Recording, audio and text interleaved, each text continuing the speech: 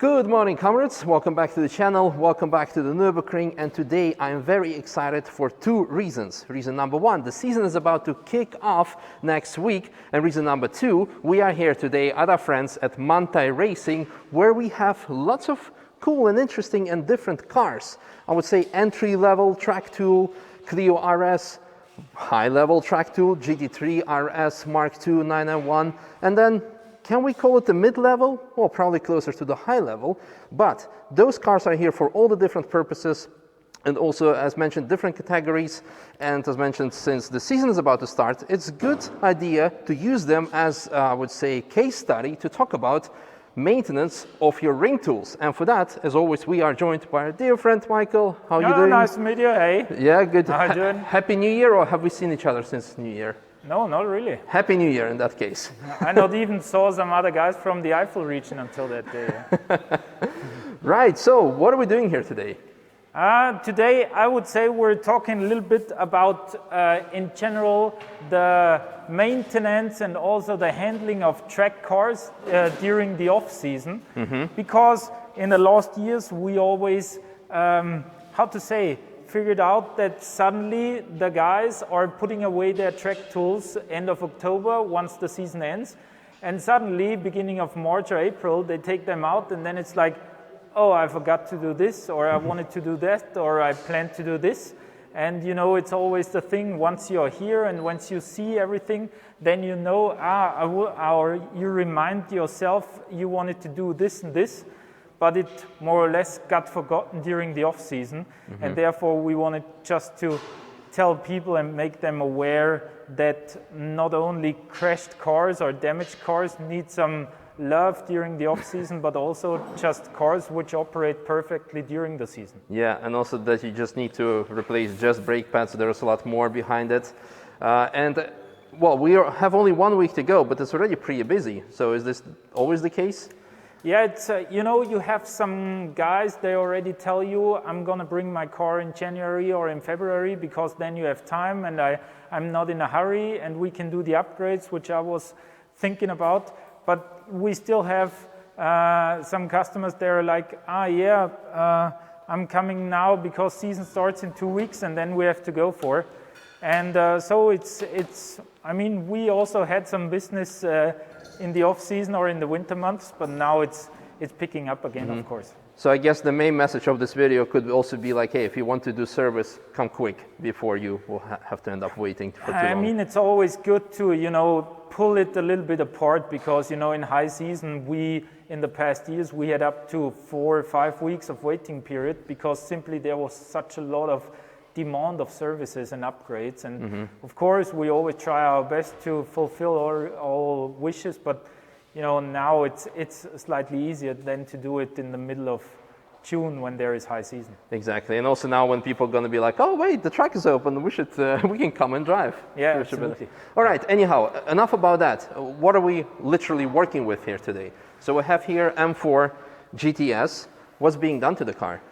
Well, the car already got an upgrade at the end of the season, you know, in terms of suspension and some small bits and pieces. And then they were driving the car in some warmer regions, and now it's back in for checking. We do another alignment, which you can see also. I mean, you're also quite familiar with our alignment system, which we in general are using for all Porsche race and street cars, but now we also adapted it to some other brands like, you know, BMWs and AMGs and that stuff. And this alignment system you can also buy on your website, I believe, right? Yeah. So check out Manthey-Racing website, and I can tell you that I can afford the Polo, but not not the system yet. Yeah, there is even the manual for the system on there, and it's always quite interesting because, you know, we have now quite some dealers and teams which are using that system as well, and they always thought it's like rocket science and you have to be an engineer in order to operate it. But at the end of the day, it's just designed to make the alignment procedure as easy as possible and as fast as possible, because this is always what we are aiming for.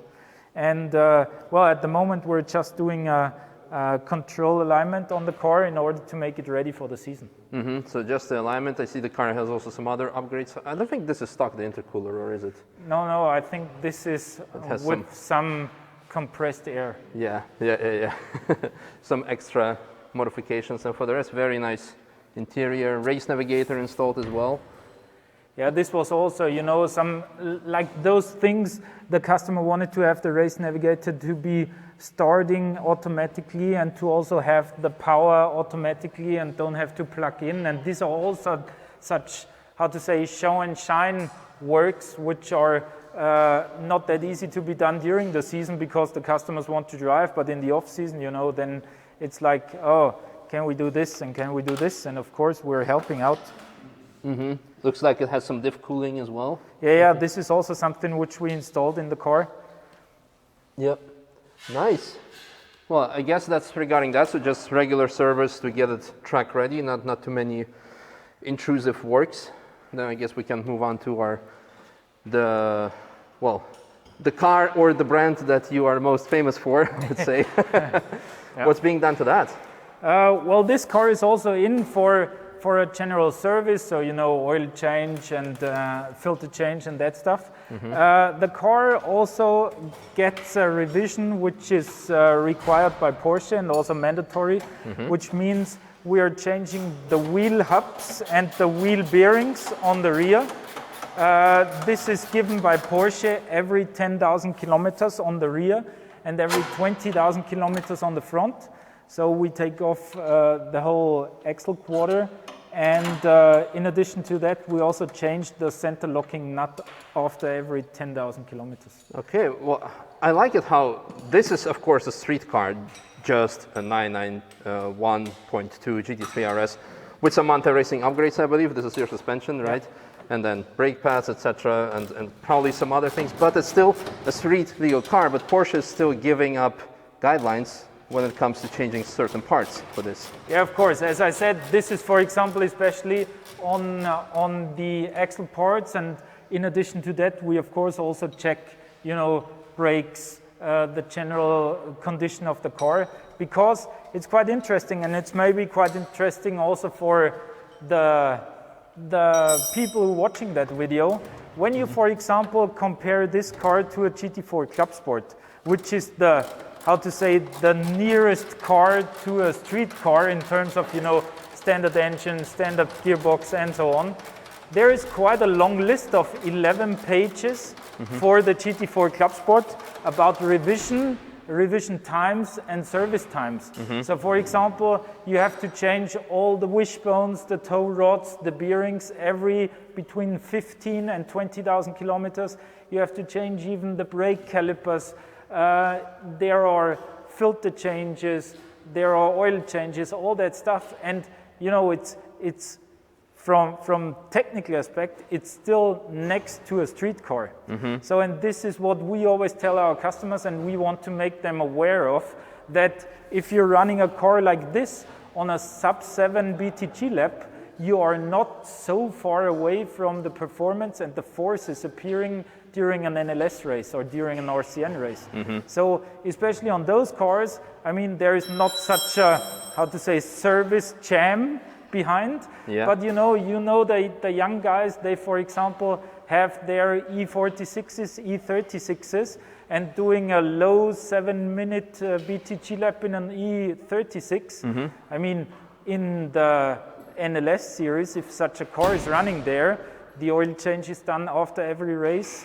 The rods and the lower control arms are changed completely after one season. And this is where we want to make people aware of, that it's not only there has to be something done once the car crashes or there is a problem, but also just to run it on a standard and period good base of performance. Yeah. No, that's very interesting that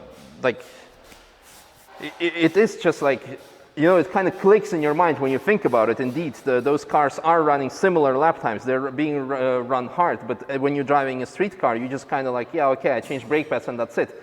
But with the race car, when it comes to racing, why the prices are relatively expensive, I would say, for the arrive and drive packages or just racing in general, because the maintenance interval are so high. and because you obviously need to finish the race. To finish first, you need to finish first. But when it comes to driving a street car, well, you also, to finish first, you need to finish first, but this is not a race, but you need to be able to cross the finish line without any issues. And that's something that's being overlooked, and that puts things in perspective. Yeah, thank you very much for this explanation. But when we look at perspective maybe from the high-range car, can we somewhat compare it to the, yeah, maybe a low entry level, the Clio? What's being done to this here? Well, on the Clio, it's the same. We did a service on it, so we checked, all the fluids. We did a check on the brakes and all the bits and pieces, if all the screws are tightened and all that stuff. In addition to that, this customer used the off-season in order to upgrade the car, especially in terms of safety.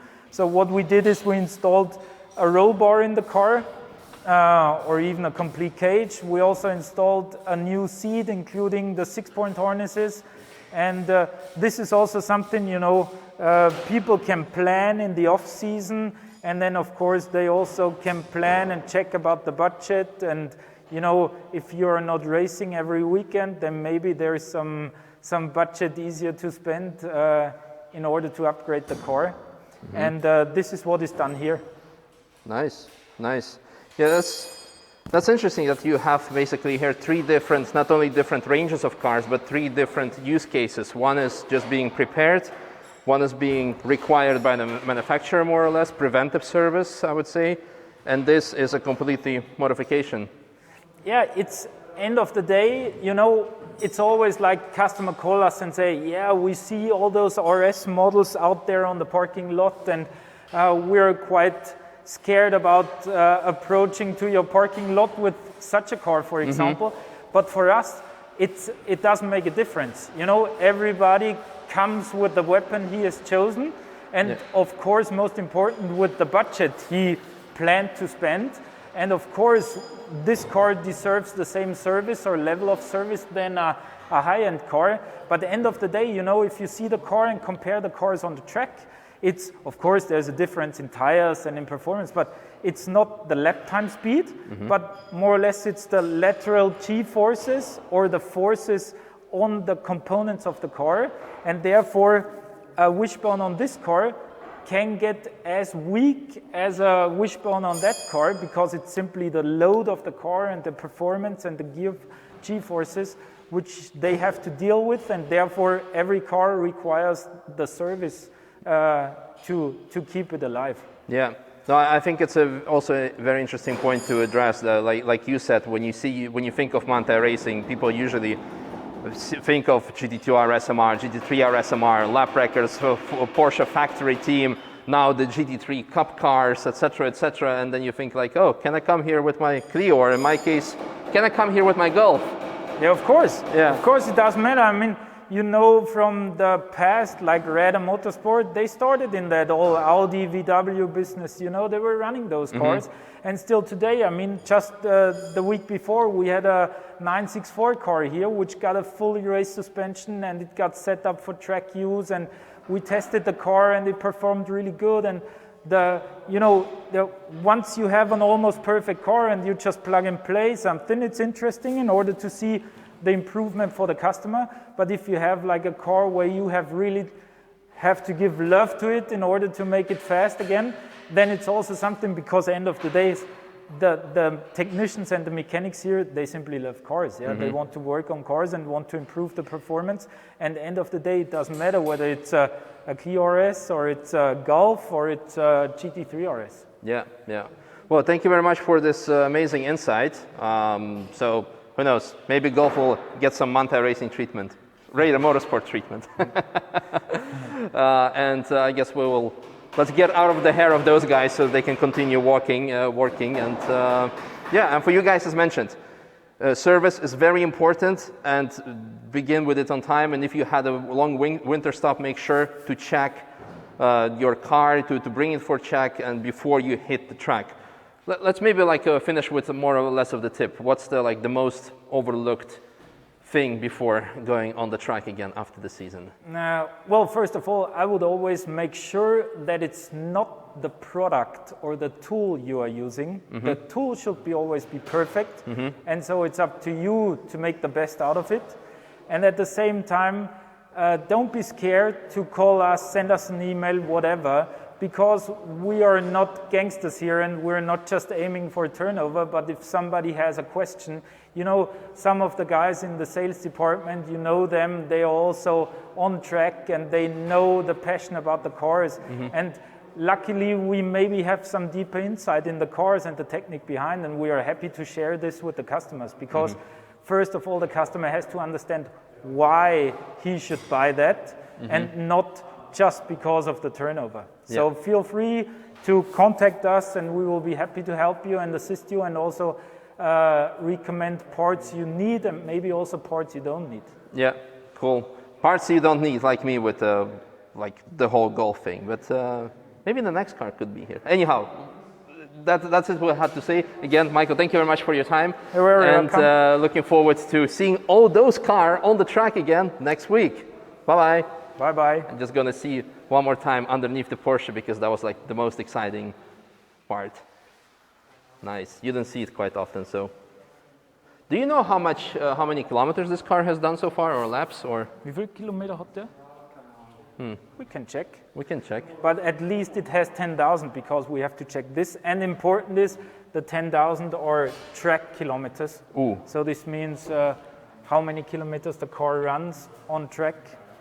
Currently, the car is on 15,000 kilometers.